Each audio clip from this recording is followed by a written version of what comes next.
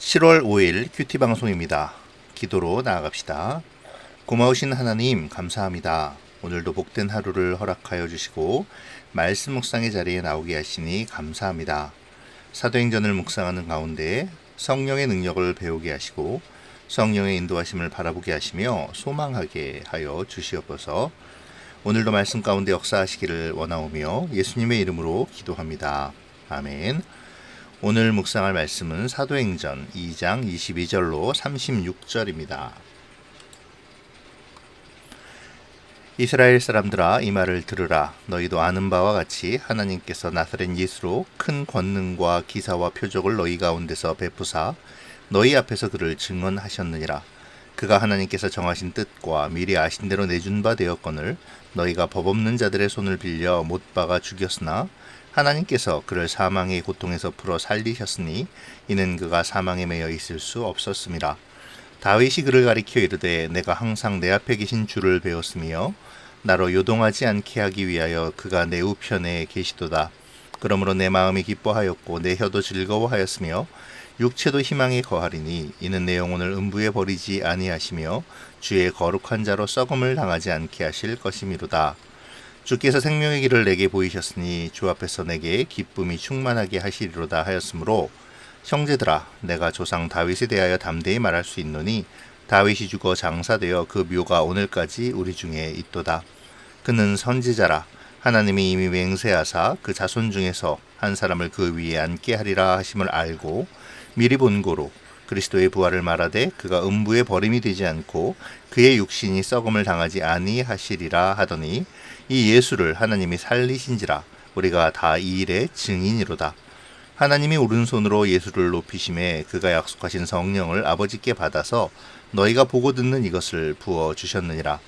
다윗은 하늘에 올라가지 못하였으나 친히 말하여 이르되 주께서 내 주에게 말씀하시기를 내가 내 원수로 내 발등상이 되게 하기까지 너는 내 우편에 앉아 있으라 하셨도다 하였으니 그런즉 이스라엘 온 집은 확실히 알지니 너희가 십자가에 못 박은 이 예수를 하나님이 주와 그리스도가 되게 하셨느니라 하니라.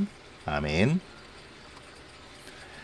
14절에서 21절까지에서 오순절 성령 강림 사건의 현장에 있던 사람들에 대하여 그들의 행동이 술 취함으로 인한 것이 아니라 성령이 이 땅에 오셔서 그들에게 임함, 곧 하나님의 약속된 성령의 오심이 성취된 것임을 밝힌 베드로는 이어서 예수님에 대한 이야기로 초점을 옮겨갑니다. 당시의 유대인들은 예수님을 메시아로 생각하지 않았습니다. 그래서 그들은 예수님을 십자가에 못 박아 죽인 것이죠. 그러나 예수님께서 행하신 권능과 기사와 표적은 바로 하나님께서 유대인들 가운데 명백하게 보여주신 이적들이었습니다. 비록 그들은 이것이 바알세불로부터 오는 것이라고 논쟁을 벌이긴 했지만 어느 누구도 예수님께서 행하신 이적들을 결코 부인하지 못했죠. 그럼에도 불구하고 이 하나님께서 함께 하시고 증거하시는 예수를 하나님의 율법도 모르는 로마 관리들의 손을 빌어 십자가에 처형한 것입니다. 하지만 베드로는 이것을 말하면서 여기에도 하나님의 허락이 있었음을 증거합니다. 즉 예수는 하나님의 정하신 뜻과 미리 아심을 따라 내어준 바 되었던 것이라는 것이죠. 그렇기에 베드로는 25절에서 28절에서 시편 16편 8절에서 11절까지의 다윗의 시를 인용하며 예수님의 사역과 십자가에서의 죽음 이후에도 하나님께서 계속해서 나사렛 예수와 함께하고 있음을 증거합니다.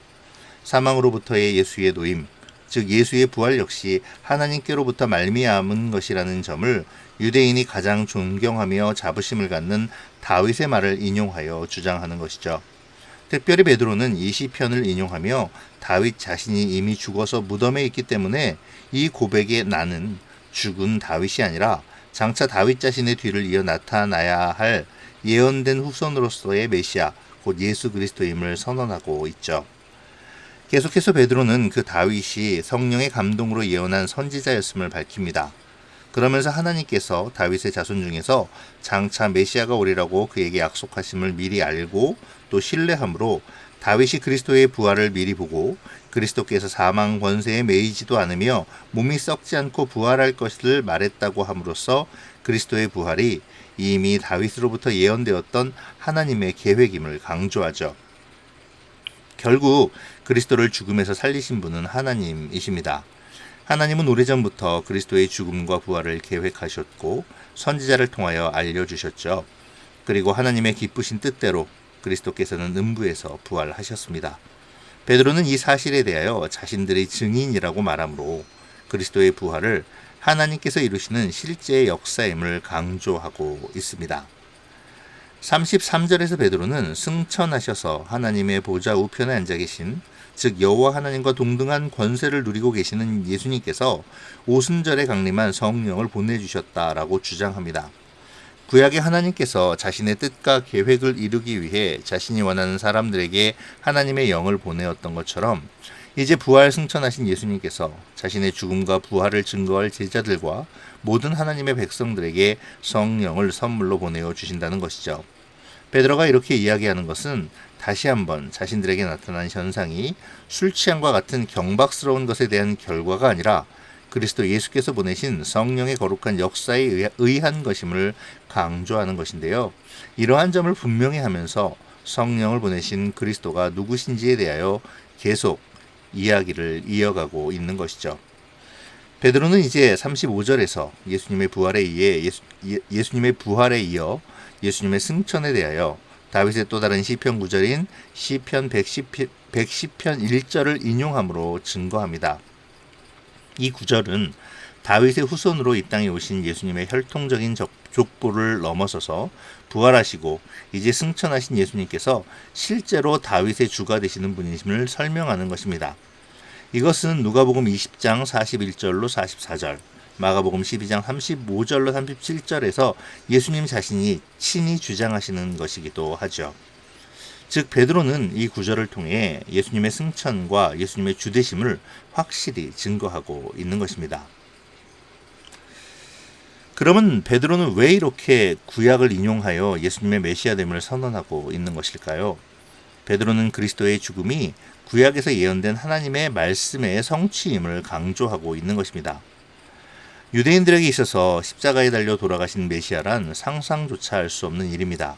왜냐하면 신명기 21장 23절에 3절에서의 그 율법은 나무에 달린 자가 하나님의 저주를 받은 자라고 선언하기 때문이죠. 그러므로 예수님을 인정하지 않는 유대인들에게 있어서 예수님이 십자가에 달려 돌아가셨다는 것은 그가 메시아가 아니라는 결정적인 증거로 내세울 만한 것이었습니다.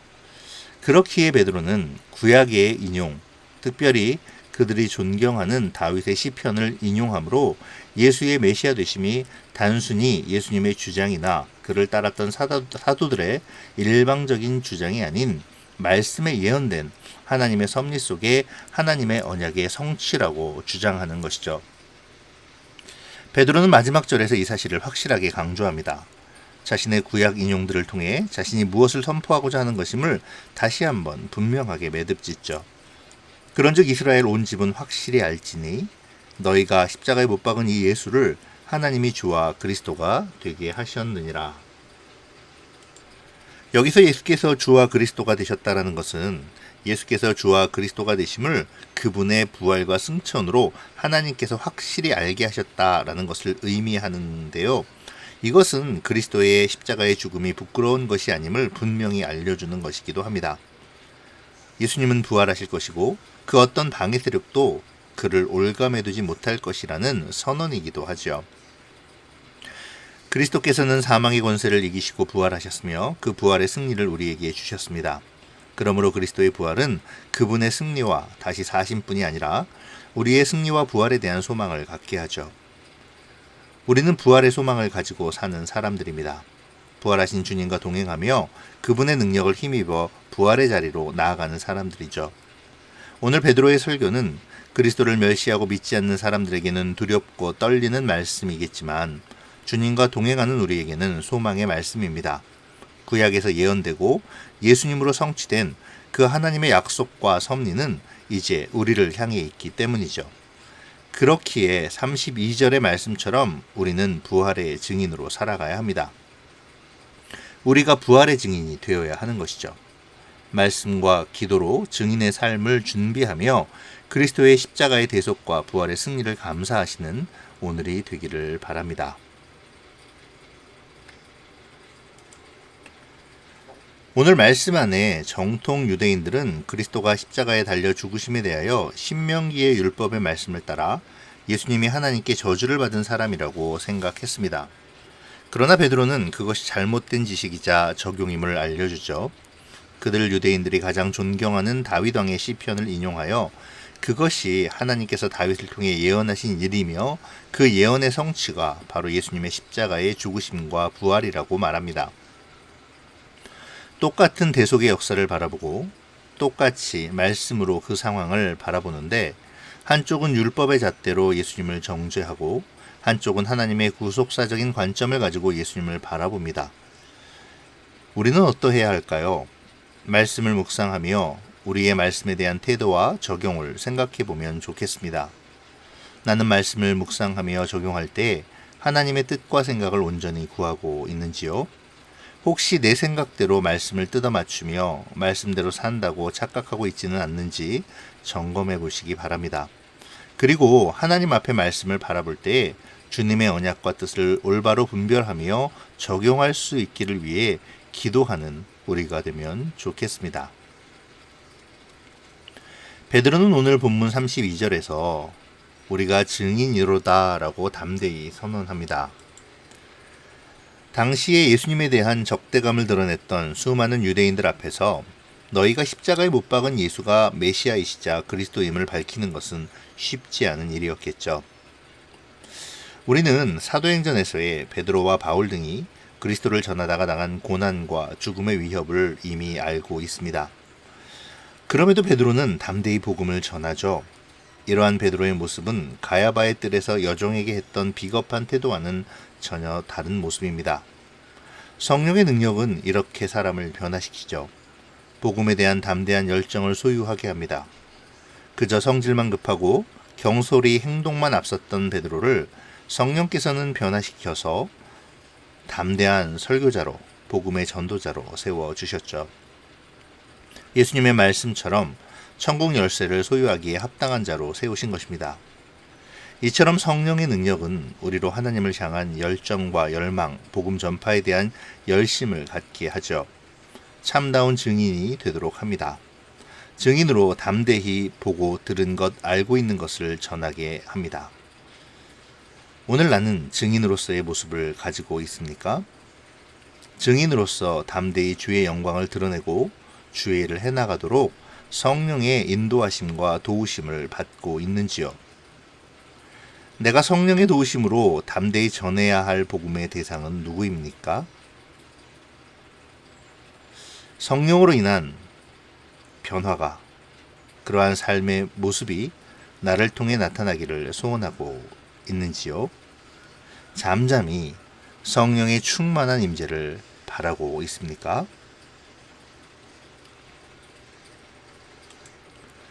성령의 충만함을 사모하고 성령이 주시는 하나님을 향한 열정과 열망, 그리고 복음 전파의 열심이 나에게 있어지기를 기도하며 소원하는 오늘이 되어지시기를 바랍니다.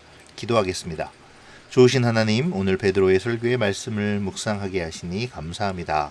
사랑의 주님, 우리가 부활하신 주님을 증거하는 증인이 되기를 원합니다. 베드로의 변화처럼 성령의 능력을 사모하며 또 힘입어서 성령의 사람으로 복음의 전파자가 되게 하여 주시옵소서. 어디서나 담대하게 내가 그리스도를 드러내기를 소원합니다. 오늘도 성령의 사람으로 살아가기를 원하고 또 동행하셔서 나로 기도하게 하시고 말씀으로 세상을 분별하게 하시며 무엇보다 증인의 삶을 감당하게 하여 주시옵소서. 감사를 드리며 예수님의 이름으로 기도합니다. 아멘.